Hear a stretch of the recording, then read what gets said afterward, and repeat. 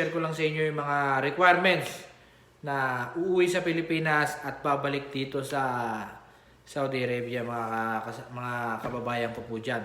Siyempre, number 1 dyan, yung passport, yung ticket ninyo, at exit re-entry visa. At siyempre, kung may kontrata kayong dala, dalhin nyo na rin. At One Health Pass. So, kailangan nyo mag-fill up niyan pagdating dun sa Pilipinas.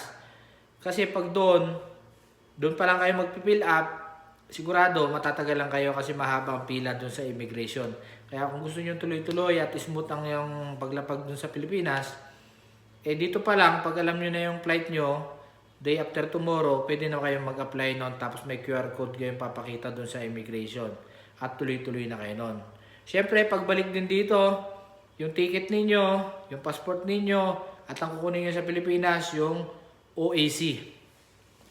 At